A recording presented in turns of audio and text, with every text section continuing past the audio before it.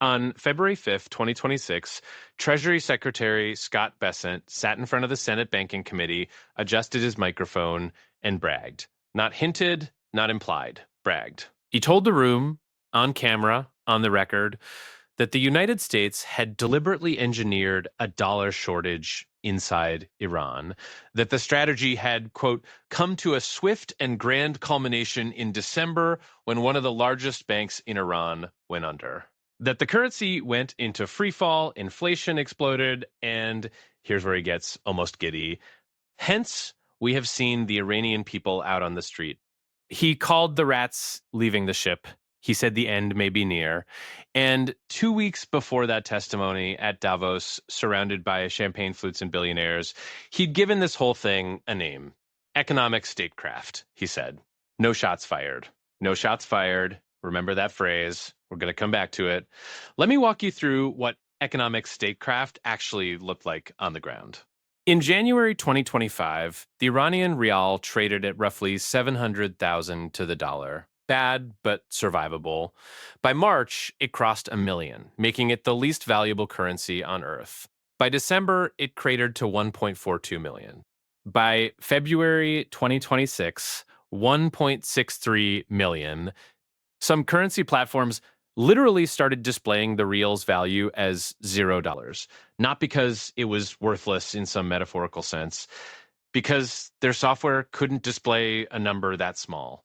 Now, translate that into a kitchen table. Food prices rose 72% year on year by December 2025. By February, 110%.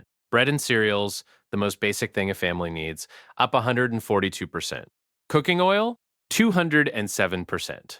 Meat became a luxury. 7 million Iranians went hungry. Bakeries started keeping credit books, little handwritten ledgers, because their customers couldn't afford bread at the register. The government's response? A monthly cash allowance worth about $7 per family of four. That's 22 cents a person per day. And the bank Bessent was so proud of collapsing. Ayan Day Bank, one of Iran's largest private lenders, it had offered the highest interest rates in the country, pulled in millions of depositors, and was, according to Iran's own central bank director of supervision, a Ponzi scheme. Self-lending, the founder funneling money to his own companies. Its biggest investment was the Iran Mall, a structure twice the size of the Pentagon. When it dissolved in October 2025, it was carrying $5.1 billion in losses and a negative 600% capital adequacy ratio. Customer deposits got shoved into a state-owned bank, and the central bank warned that 8 other banks were next. So people took to the streets. Of course they did. December 28th, 2025.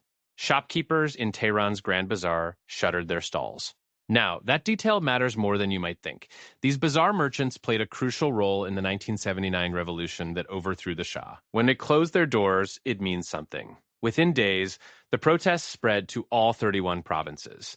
Students, truck drivers, workers. What started as economic desperation, people who couldn't feed their families, evolved into something the regime feared most: chants of death to the dictator. Dissent magazine captured it perfectly. This was no longer simply a youth revolt or a cultural rebellion, but an active mutiny against a political economy unable to reproduce ordinary existence. And then Iran did what Iran does. January 8th, 2026, a coordinated crackdown. The government acknowledged 3,117 deaths. Independent human rights groups put it above 7,000. At least 150 children, 50,000 arrested. And here's the part that should keep you up at night. The killings happened during a near-total internet blackout. Hospitals were sealed, families were denied access to bodies, even mourning was treated as subversion. So let me just lay this out plainly. The United States deliberately collapsed Iran's economy. The Treasury Secretary said so on camera twice. That collapse drove millions of desperate people into the streets. Iran massacred those people. And this is where the Iraq playbook snaps into focus. The United States used that massacre, that suffering, as justification for what came next. February 24th, 2026, State of the Union address. Trump stands at the podium and says Iran is working to build missiles that will soon reach the United States of America. Soon. That word is doing a lot of heavy lifting. Because here's what his own intelligence community actually said. The 2025 Defense Intelligence Agency assessment, unclassified, publicly available, stated that Iran could potentially develop a militarily viable ICBM by 2035. Could, if it decided to pursue the capability, which, according to every available assessment, it hadn't. Iran's existing missiles max out at about 2,000 kilometers. That reaches the Middle East, parts of Europe. It does not reach Topeka. And here's the kicker.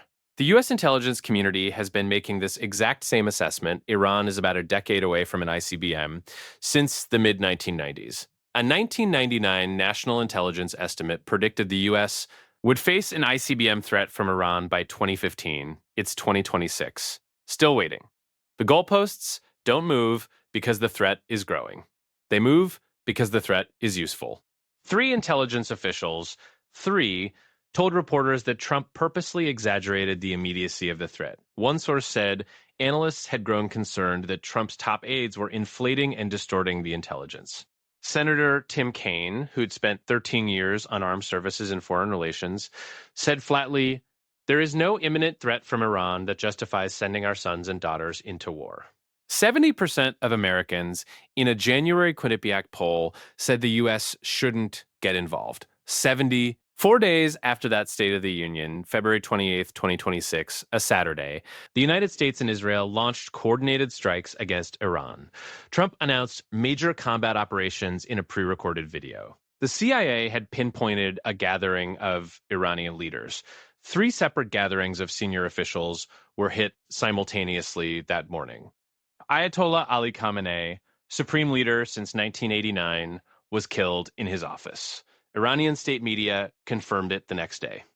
Roughly 40 officials were believed dead, including the Minister of Defense and the head of the Revolutionary Guard. Iranian state media also reported that one airstrike hit a girls' primary school in southern Iran, killing at least 85 children. Trump announced Khamenei's death on Truth Social. Now, here's what didn't happen. Congress didn't vote. There was no authorization, no debate, no months-long push to build a case, which is what George W. Bush did before Iraq. And even that case was built on lies. Trump didn't even attempt it. He filed a 2-page War Powers Resolution report after the fact, citing collective self-defense. Article 1 of the Constitution gives Congress, not the president, the power to declare war. David Janofsky, acting director of the Constitution Project, said the quiet part out loud. There is no track record for a president being held to account in a legal process for an unconstitutional war. Republican Thomas Massie called the strikes acts of war unauthorized by Congress and said, "This is not America first." Republican Tommy Tuberville, asked about the lack of authorization, said, and I need you to hear this, "I wouldn't call this a war as much as I'd call it a conflict." That should be very short and sweet. More than 1,000 people died in the first week. At least 6 American service members among them. And then came March 5th. Trump picks up the phone, calls Reuters, and says, about Iran's next leader, we're going to have to choose that person along with Iran. We're going to have to choose that person. He called Mojtaba Khamenei, the dead supreme leader's son, the frontrunner successor, a lightweight. Unacceptable. He told Axios he needed to be involved in the appointment, like with Delcy in Venezuela.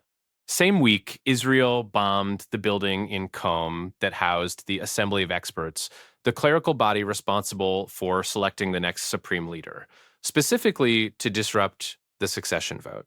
Just like Venezuela, just like Iraq, collapse the economy, manufacture a crisis, exaggerate a threat, launch the war, pick the next leader. In 2003, we were told Iraq had weapons of mass destruction. The intelligence was manipulated to align with the lie. In 2026, the intelligence actually contradicts the claim, openly on the record. And it didn't matter. As one Washington-based analyst put it, they are exaggerating the nuclear threat exactly as the Bush administration did with the smoking gun metaphor. But there is a key difference. In 2003, U.S. intelligence was manipulated to align with the lie. In 2026, the intelligence assessments actually contradict Trump's claims, and nobody stopped it. Bessent said no shots fired. Within 5 weeks, there were a lot of shots fired. And now the man who engineered the collapse, exaggerated the threat, and launched the war without permission is sitting in the Oval Office deciding who gets to run a country of 88 million people. The last time America did this, we got a 20-year war, a million dead Iraqis, and ISIS. So here's the question that should be rattling around in your head right now. If we watch the same playbook run beat for beat and we let it happen again, what exactly did we learn the first time? Thanks for watching. If you found this important, please like, subscribe, and share your thoughts in the comments.